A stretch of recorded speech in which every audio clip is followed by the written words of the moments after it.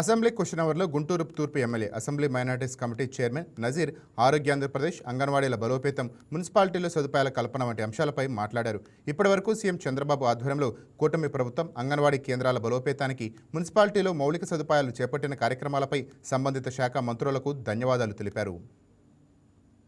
గత 6 నెలల నుంచి వాటికి సంబంధించినటువంటి అమౌంట్స్ అన్ని కూడా మున్సిపల్ శాఖ వారు ఆపడం జరిగింది. 360 కోట్లు గుంటూరు కార్పొరేషన్కి సంబంధించినటువంటి పీడీ అకౌంట్స్.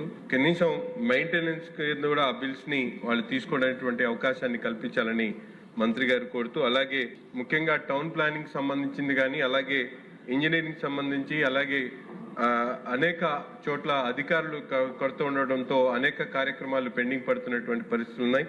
ముఖ్యంగా రిజర్వ్ సైట్స్ సార్, ప్రతి ఒక్క నగరంలో కూడా అనేక రిజర్వ్ సైట్స్ ఉన్నాయి. వాటిని మిగతా వాటికి ఉపయోగించకూడదనేటువంటి ఆలోచనతో అవి ఖాళీగా ఉండడం వల్ల అనేక చోట్ల అవన్నీ కూడా ఎంక్రోచ్మెంట్ గురయ్యేటువంటి అవకాశాలు ఉన్నాయి. కాబట్టి వాటి మీద నిర్దిష్టమైనటువంటి ఆలోచనని, ప్రణాళికని మున్సిపల్ శాఖ వారు తీసుకోవాలని చెప్పి కోరుతా ఉన్నాం. మెయింటెనెన్స్ ఆఫ్ పార్క్ సార్, అనేక పార్కుల్ని డెవలప్ చేసిన తర్వాత అది మెయింటెనెన్స్ చేయకపోవడంతో, స్థానిక సంస్థలకి అటువంటి నిధులు లేకపోవడంతో వాటి మెయింటెనెన్స్ ఇబ్బందిగా ఉండి అది ప్రజలకు ఉపయోగపడేటువంటి విధంగా లేకపోవడం చాలా బాధాకరం అధ్యక్ష. ఇండస్ట్రియల్ ఏరియాస్, ముఖ్యంగా ఆటో నగర్ లాంటి ప్రాంతాల్లో కష్టపడేటువంటి వాళ్ళకి అన్నా క్యాంటీన్ల ఆ ప్రాంతంలో లేకపోవడం చాలా బాధాకరం.